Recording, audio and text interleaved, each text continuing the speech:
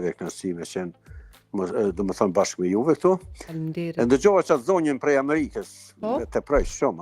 Ajo ka shku me mentalitetin e para 50-60 vjetë edhe qashtu pas ka metë, po vjetë. Po? Se çka s'pëlqeu? Pas të më pëlqeu, atër gratë mi qitë poshtë krejtë si pasaj. Po nuk është qashtu.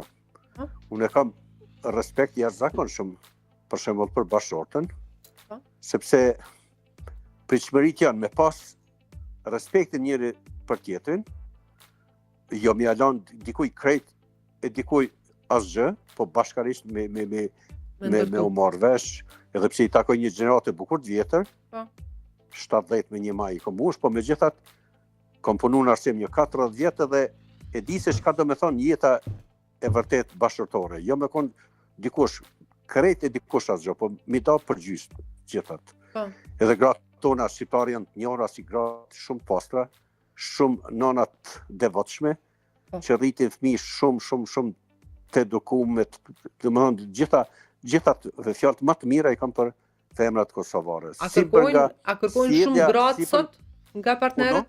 A kërkojnë shumë sot gratë nga partnerët? Po varësisht, po kështu, tash apo burrat nga gratë? Qësht i koordinojnë, po ka raste kur burri lyp gjithçka e gruaja gati mbetet asgjë edhe e kundërta. Por megjithatë do të më gjetë për herë një mesatare ku do të ishim të kënaqur të dy, jo njëri me qenë gjithçka tjetri asgjë.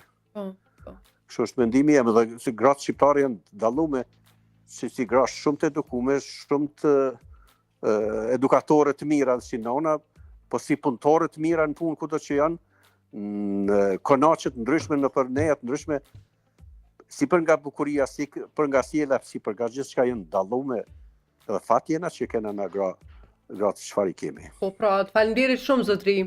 Mendet qofshi, ju përshëndet shumë, po kështu çfarë çu ka fal Zoti, po kush mund me fol keq për juve, veç ai që s'ka zemër. Faleminderit. Faleminderit shumë. Përshëndes. Është kënaqësi me ndëgju zotrit këtë moshë, foli për partnerin e vet, foli për zonjat, gratë shqiptare. Që shë mendova unë e tha telefonuese sa mirë. Po, mirë. Arsa, do falenderoj ata që e mësojnë këtë emision fillimisht, pastaj shkojmë me telefonata ende, sepse pa ta asgjë s'ka kuptim, po sigurisht edhe pa telefonata. Mirë.